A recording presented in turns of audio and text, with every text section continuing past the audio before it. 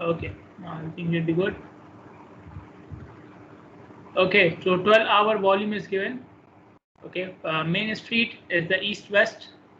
Okay, and I think I told you earlier as well, eastbound means going towards east.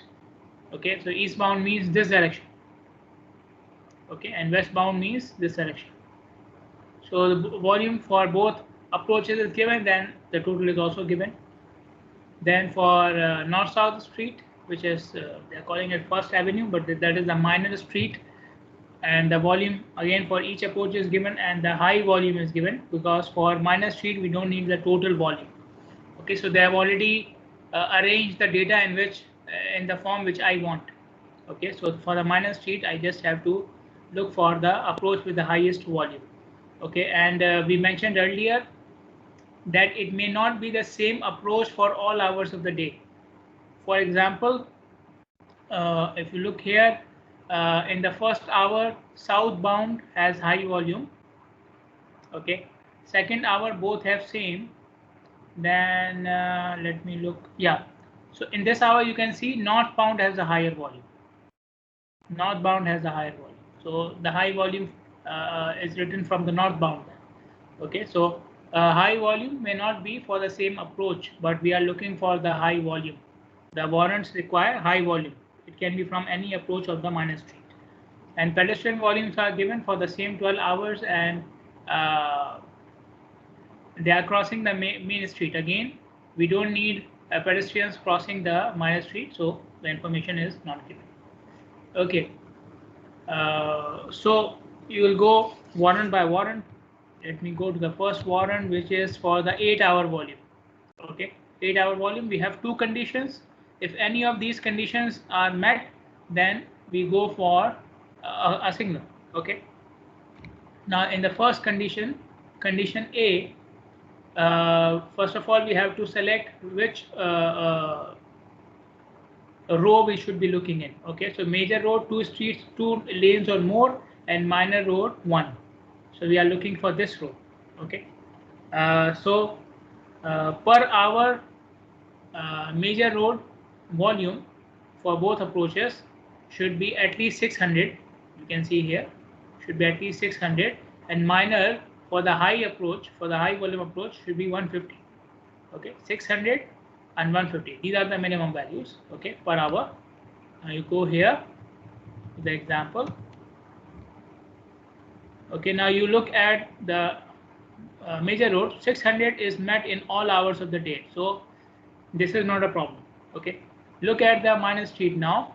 Do we have 150 in this column? No. So condition A is not met. Warrant 1, condition A not met. Okay, because the minor street should have been minimum 150, which is not met. Okay, now we can look for condition B. Same warrant, condition B. See here, again this row 2 or more lanes, major 1 lane, minor. Okay, 900, then 900 is the minimum for major road, both approaches, and the high volume on minor road should be 75. Okay, for the same 8 hours. Okay, for the same, they should be in the same hours. Condition A or condition B, they should be in the same hours. Okay, so 900 we are meeting from 12 p.m. right, 12 p.m.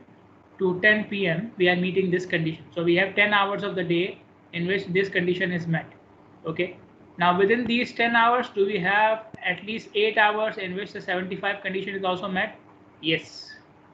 In the same 8 hours, the minor road high volume approach has 75 in the same 10 hours. See, from 12 to 10, in the same 10 hours, we have 75 or more on the high volume approach of the minor road. Okay, even if it wasn't 10, if it was only 8 hours, it is enough. Okay, if it was meeting only in the 8 hours out of these 10, if it was only meeting in the 8 hours, it was enough to go for a signal. So condition B for warrant 1 is met. Condition B for warrant 1 is met. Now you can go ahead and put a signal there. Okay, this is enough. Only one warrant Meeting only one warrant is enough. Okay, but since we are doing it as an example, we will look for the other warrants as well. Okay, the second warrant was 4-hour volume. Okay. Okay. Now they did not mention that we are dealing with small communities or high-speed roads, so we are just looking for this normal condition. Okay, and again you have to select which is your curve. Okay, so we are looking for the middle curve. Okay, 2 or more lane for the minor road and 1 lane for the 2 or more lane for the major road, 1 lane for the minor road. So the middle curve. Okay, now 4-hour volume says plot the volumes which are given in this graph. Plot the volumes which are given in this graph, and at least 4 points should be above the graph. At least 4 points should be above your curve, middle, in this case the middle curve. Okay, so when you plot the 12 hours of the day in this graph, okay, so what are we plotting? We have minor street high volume approach on the y-axis and total of major street approaches on the x-axis. So for example, the first value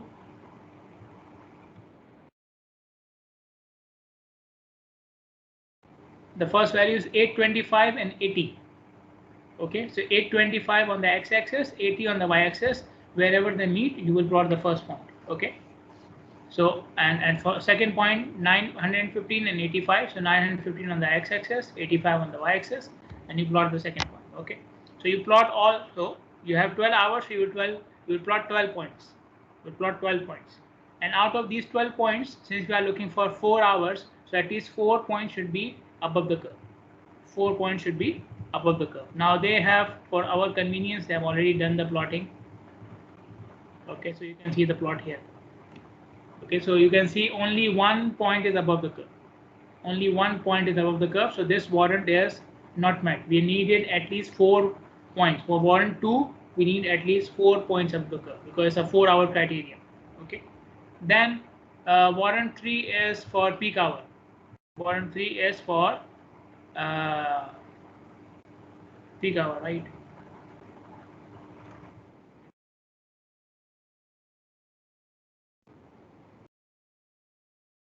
Yeah, peak hour. Okay, so peak hour means only 1 point is enough. Okay, again, you are looking for the same curve. Only 1 point above the curve is enough. Okay, 1 peak hour is enough. Okay, so when they plotted it, they found that there is no point which is above the curve. Okay, I can show you the plot later on, but there is no point above the curve. Okay, warrant B has 2 conditions.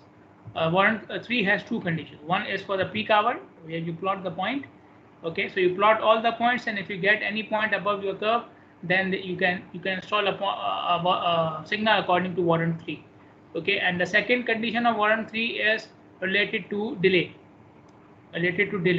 Okay, but for delay, all these 3 conditions must be met. Okay, all these 3 conditions must be met. Okay,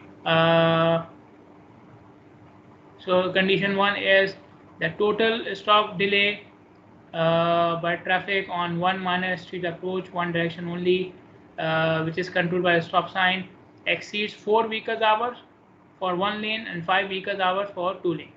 Okay, we have 1 lane in minor road. We have 1 lane. Okay, and then the delay should be 4 vehicle hours. Okay, now in the peak hour, so if you go, the delay is given as 30 seconds per vehicle. The delay is given as 30 seconds per vehicle. Now you multiply the delay with the peak hour volume here, which is this one. Okay, so 30 into 125. Okay, it will give you something, and then you divide it by so it will be in seconds, because 30 seconds, right? So 30 seconds multiplied by 125, which is the volume for the high approach in the peak hour. Okay, so 30 into 125 will give you vehicle seconds, and then you convert it to hours. Okay, vehicle hours, and that should be at least 4. In this condition, it should be at least 4. So again, it is already done. So 125 vehicles in the peak hour multiplied by the delay per vehicle, it gives you 3750 weakest seconds, and obviously if you divide by 3600 to convert to hours, you get only around 1 hour. Okay, so both conditions for this warrant are not met. Okay, you can look for the so as I said, the delay has 3 conditions. The delay criteria has 3 conditions. One is the value of the delay itself. Okay, then the second one is the volume on the minor street, one direction, equals or exceeds 100 vehicles per hour for one lane. Okay, it is met. This is not a problem. Okay, this one is met.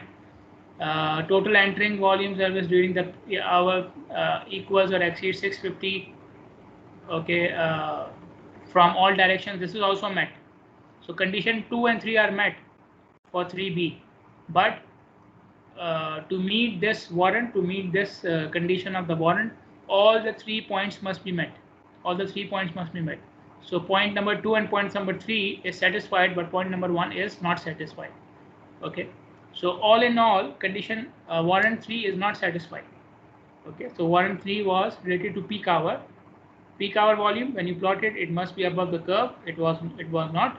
Then the second one is related to delay, and for you must satisfy all the 3 points of delay, and we are not satisfying the first one, so this condition is not met. Okay, then warrant 4 is for 4-hour pedestrian volume. 4-hour pedestrian volume. Okay, so again you have to plot a point here on this graph, and 4 of the points should be above the graph. 4-hour means 4 points should be above the curve. So major street, total major street volume on the x-axis, and the pedestrian crossing the major street on the y-axis.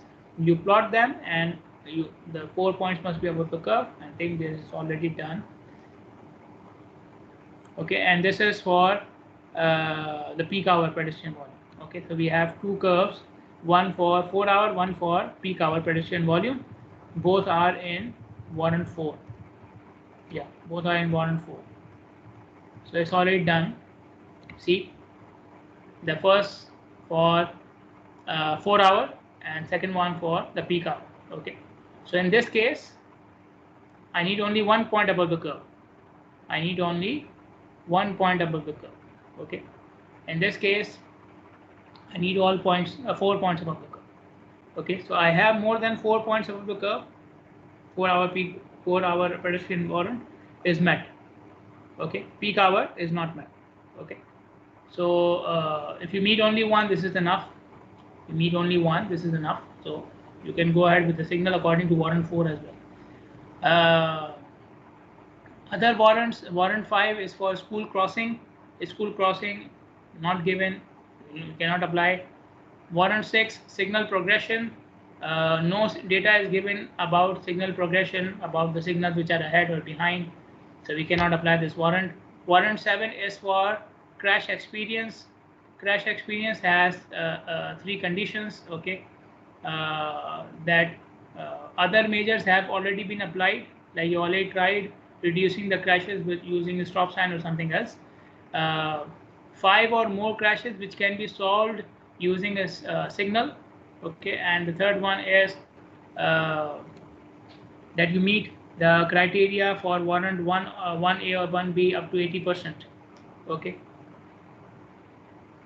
so if you meet any of where is it? Okay, so we have to meet all of them. We have to meet all 3 conditions. Okay, so look at the intersection. So we already have stop signs at the intersection, so the first point is met. Okay, it's not an uncontrolled intersection where you are putting the signal directly. You already tried the stop sign, and with the stop sign you are having crashes. Okay, second point was, do we have more than 5 crashes which can be solved with a signal? Okay, the answer to that, to give the answer to that, we must have a look at the type of crashes. So we have right angle, left turning, rear end, and pedestrian crashes. Now, which of these can be reduced by putting a signal? Tell me. So there are 4 types of crashes given: right angle, left turn, rear end, and pedestrian. Which of them can be reduced with the signal?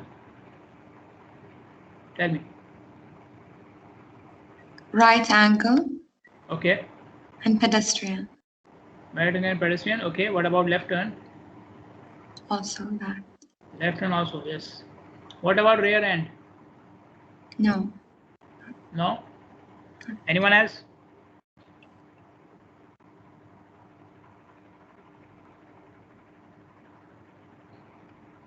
Okay. So what I think Sama was saying was right, that rear end cannot be solved with the signal, because rear end means you are in the same lane and then you bump into the car ahead of you. So obviously signal has nothing to do with it. Okay. So the accidents which can be reduced are right angle accidents. Right angle means one vehicle coming from this direction, another one coming from this direction, and they both are conflicting with each other. So obviously this will not happen if you have a signal. Left turning means left turning vehicle, okay, and the other vehicle coming maybe from this direction or some other direction, and this can be reduced with a signal. And pedestrian, obviously pedestrian accidents can be reduced, because then pedestrians will cross in the red time, during the red time. So how many of these accidents we have? 4 plus 3, 7, and plus 3, 10. So the limit is 5, and we have 10 accidents which can be reduced with a signal. Okay, so this point is also met. The third point was that what was the third point? Yeah, criteria for warrant 1A or 1B is met at least 80%, and we have criteria for warrant 1B met totally 100% completely. Okay, so all 3 points are met. This warrant is met. You can put a signal according to this warrant. Okay. Again, warrant 8 was for roadway network. There is no condition given about the roadway network here. And warrant 9 was for railway crossing. There is no railway crossing here, so this warrant doesn't apply. Okay.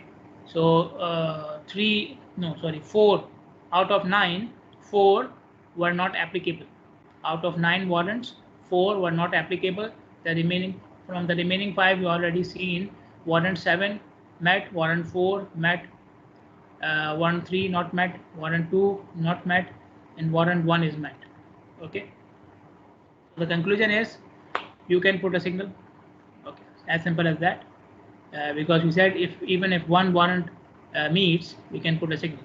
Okay, so we have 1, 2, 3 warrants met, so you can put a signal. Okay. Now, what type of signal you can meet? You can put there.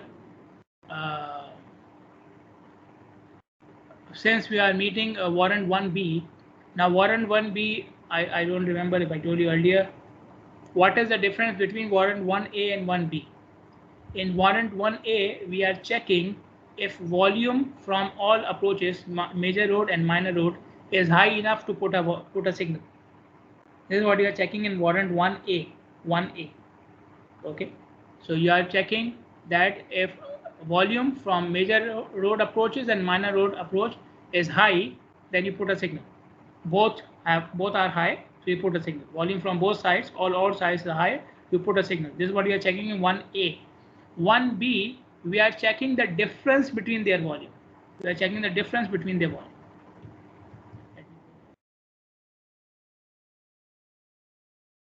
Okay.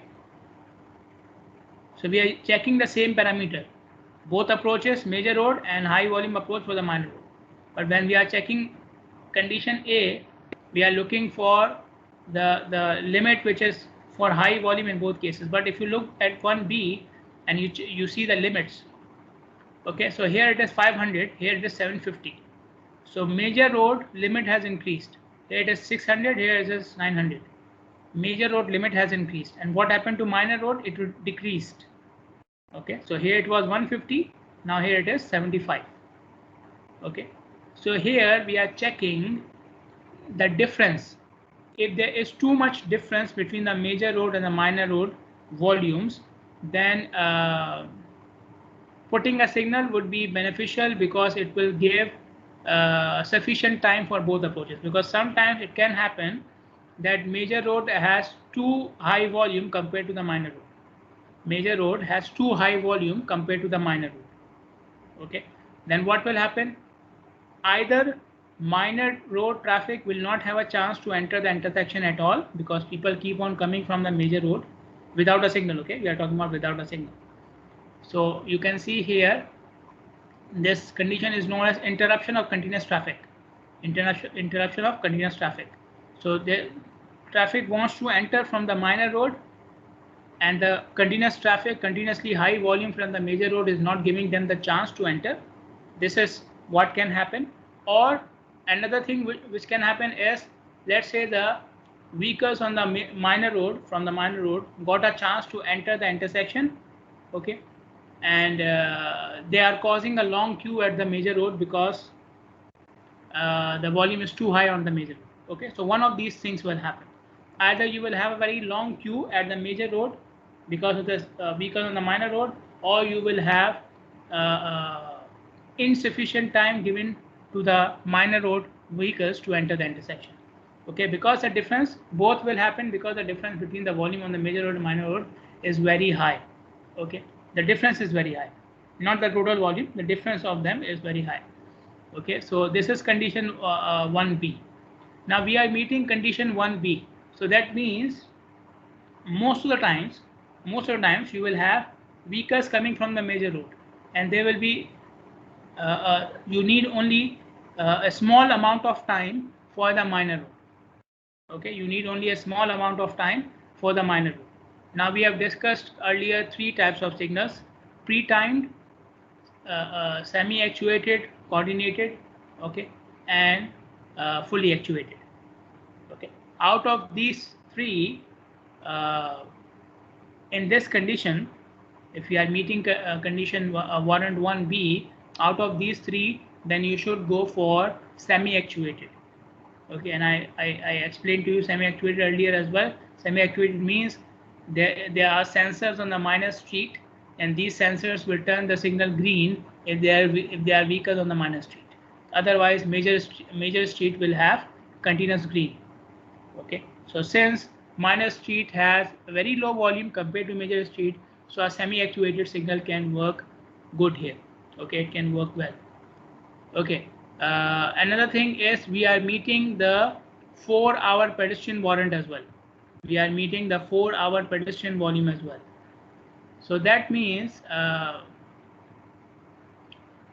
we need to give sufficient time for pedestrian crossing as well, right? We need to give sufficient time for pedestrian crossing as well. Now, if you are giving a semi-actuated signal,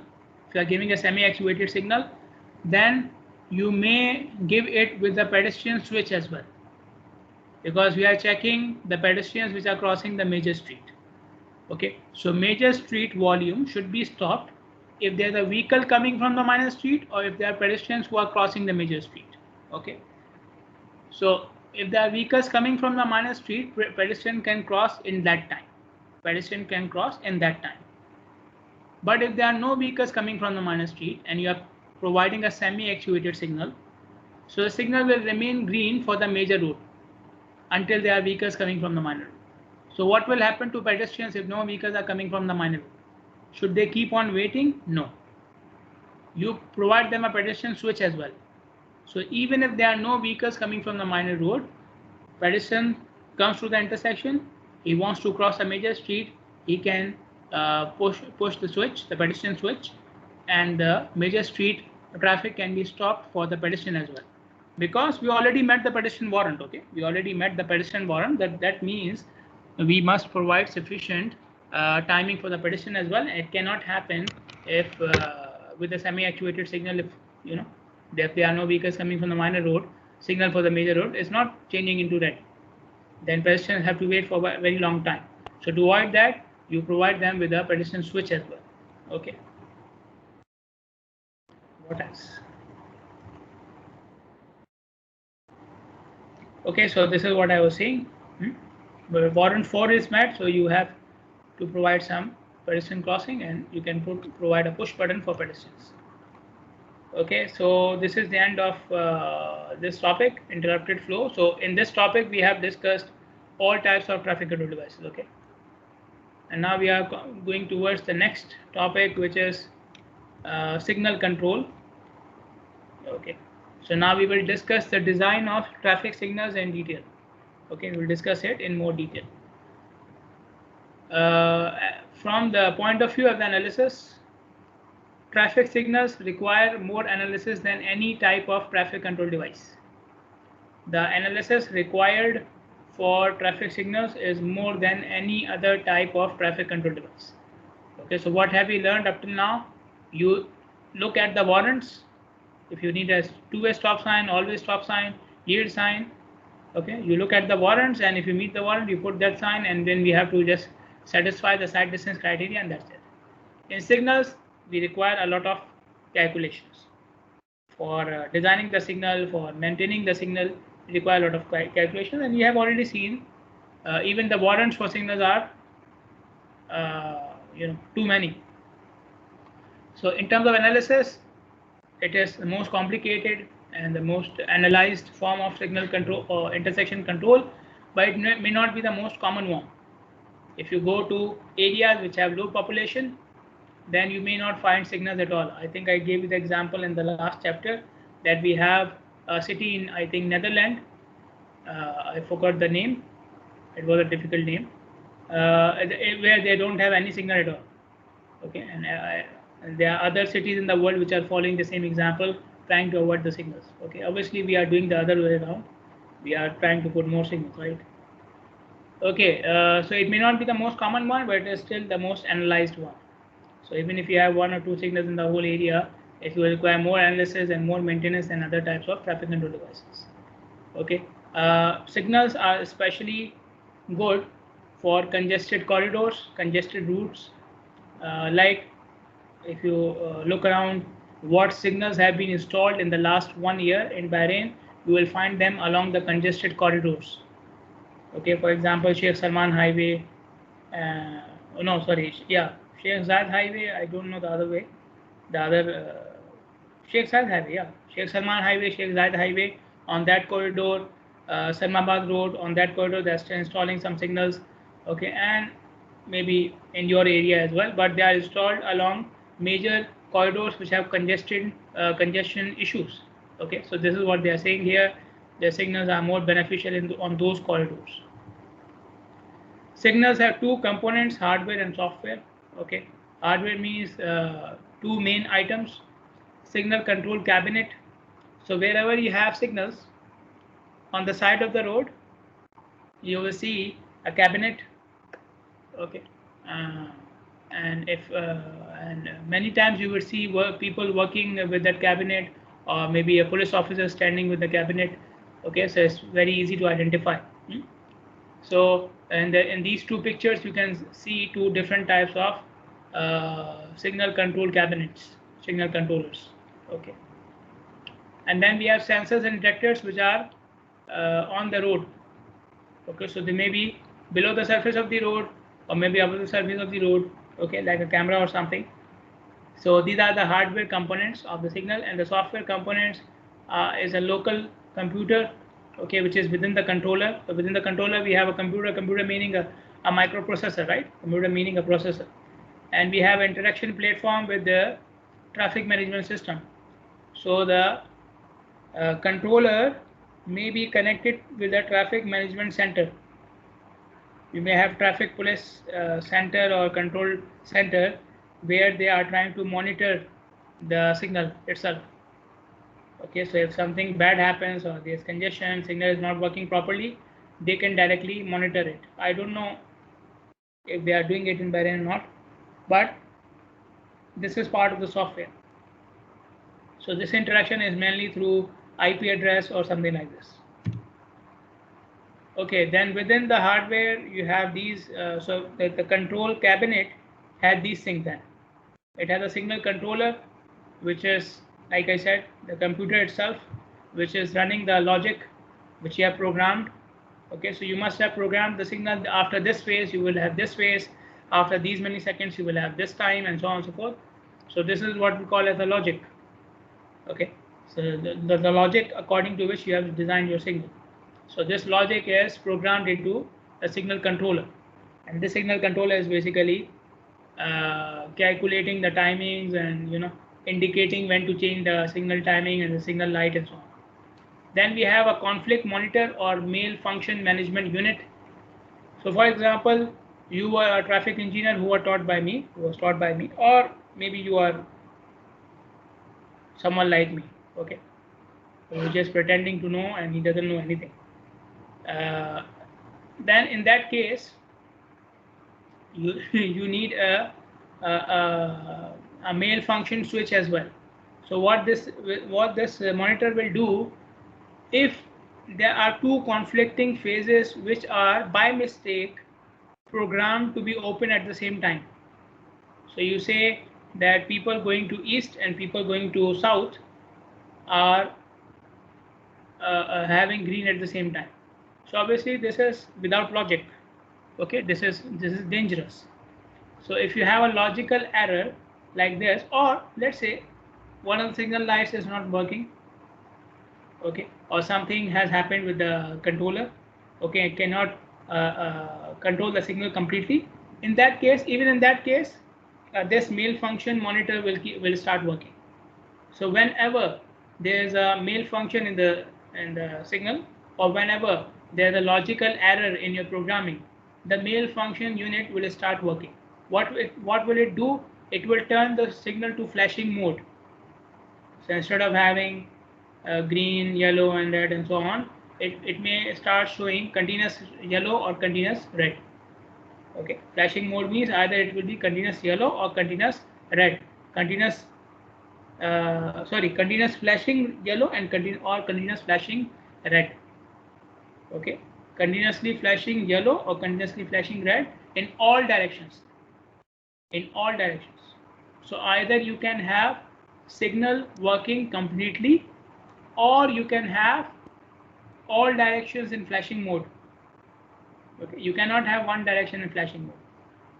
Now, so when does it happen? It happens when you have a mail function in the signal. It is not working properly. Some of the lights are not working. There's a problem with the controller or something like this, or sensors are not working, or you program the signal using the wrong logic. Okay, or there's an error in your programming. In that case, again, the signal will detect it, that there's an error. These two phases cannot work together, and it will turn the signal to flashing mode again for all directions. So I was saying continuous flashing green is not an option. Continuous flashing green is not an option. Okay, so continuous flashing yellow means like a giveaway sign, a yield sign. Okay, so you are showing like yield sign to all the directions of the signal. Okay, and if it is continuous flashing red, then what does it mean? Continuous flashing red, what does it mean?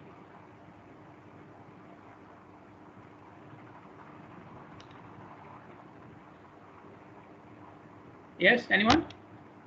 If the signal is flashing red continuously, so continuous flashing yellow means giveaway or yield sign.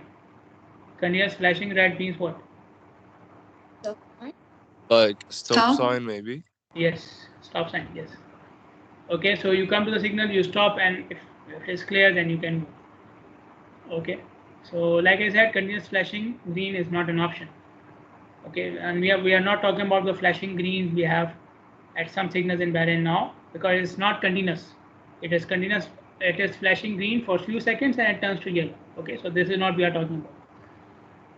Then we have a detector rack. So this is a space in the cabinet where you have a rack, and each rack, in the rack you have different slots, and in each slot you have a detector card. Okay, so each detector card is connected to one of the sensors on the road. Okay, so you have sensors in different approaches, and each card is connected with the sensor. So whenever the volume is or data is recorded or detected by the sensor, it goes to the card. It goes to the detector rack, and in the detector rack it will go to its card. Okay, and then that data is translated into the signal for the controller. Okay, how the signal should change according to the data. We have the field terminal, which is the interface between the internal and external wiring. Okay, so the internal wiring of the controller, the external wiring of the controller, we need some interface between them, that is called a field terminal.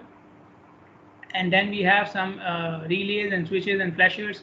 What are relays? Relays are used for converting the software signals into some hardware function. Relays are devices, okay, and I learned it from when I was doing my PhD.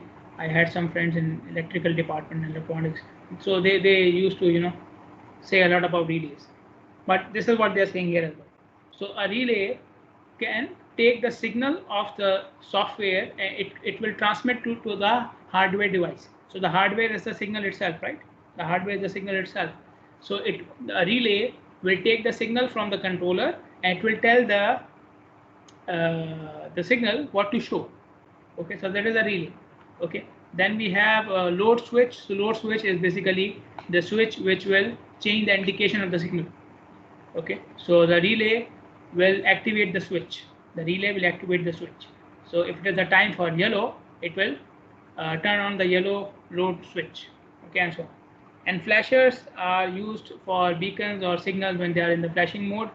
Okay, so they go off and on and off. Okay, so they can either be used by the mail function unit or some other thing to have the signal in the flashing mode. Okay, and then we have police switches, which are used very often in Bahrain, especially at congested roads. So you would see, like I was saying at the start as well, you may see police officers which are standing beside the signal or beside the control of the signal, and they are controlling the signal manually. Okay, so they have police switches. So obviously a police officer doesn't have to know everything about signal programming and relays and switches and all. So they have a simple system for them, a simple alternate system for them to control the signal. Okay, so it is on the towards the side, and the cabinet is towards the side. So they open their own door. So police officers, they have the keys for their own cabinet door. On that cabinet door, they see some very few switches. Okay, and using those switches, they can control the signal. Okay, so they want to turn on eastbound signal, they will have a switch for that, and so on. Okay, if a police officer is using that signal, if you happen to be there, you may ask him to let you have a look. Okay, and maybe you can take a picture for us if you are not arrested. Okay, this is how the information flow works on the signal. You have cars moving. These cars go over the detectors. We do call them inductive loops. Okay, these detectors then they transmit the signal to the relays. Okay, or what we are calling them the detector rack. The detector rack. From the detector rack, the controller will calculate the timing. It will relay the timing to the signal itself. The vehicles will have their own right of way, and then they will move through the intersection. Okay, so this is how the information works. Then the signal timing process has 12 steps. Like I was saying, the analysis is very complicated. It starts with identifying the left turn treatments for all intersection legs. Okay, then identifying the lane groups, we have talked about it earlier as well. Then find out the volume for each lane group and the saturation flow rate for each lane group, and find out the V/S ratio. Develop the phasing plan, find out the yellow and all red times, determine the lost time per phase and lost time per cycle. Okay, find out the target volume to capacity ratio, how much volume to capacity ratio you want to achieve. Okay, so this is step 7, you are selecting it. Step 4, you are calculating it. Sorry, step 3, you are calculating it, the actual one, and step 7, you are calculating it for the whole signal, for the intersection. Then find out the cycle length, find out the effective green time for each available phase. Okay, then for effective green time for the whole cycle, and effective green time for each phase, find out the actual green time for each phase, and then check the pedestrian requirement. Okay, we will go through this process inshallah tomorrow. Okay.